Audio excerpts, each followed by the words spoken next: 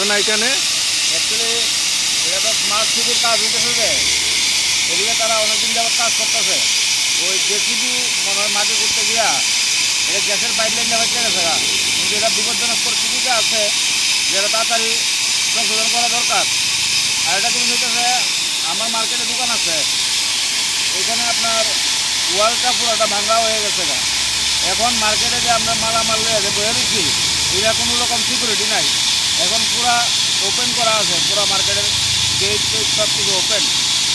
আর আমরা সবাই মিলে একটা সিকিউরিটি রাখছি, এই সিকিউরিটি দ্বারা এটা পাহাড়ে দেওয়া সম্ভব না। এখন একটা বিশেষ পদক্ষেপ নেওয়া দরকার আমি মনে করি। আর বিশেষ করে আগে এটা দরকার, এটা বিপজ্জনক পরিস্থিতিতে আছে জিনিসটা। কতক্ষণ ধরে এরকম? মোটামুটি হয়ে গেছে আধা ঘন্টা এখনও। অথচ TNGCL একটা অফিস আছে উপরে, এরাও শুনছে কিনা কইতে পারতাম না। তো আমি তো শুন না, এখানে আসছি দেখবার লেগে আসলে সরজমিনে কী হয়েছে। কেন গ্যাসের রান্নাটি বন্ধ করতে হবে, যে কোনো সময় এটা হতে পারে। এটা আমি মনে করি দপ্তরের লোকগুলো তাড়াতাড়ি আসা দরকার।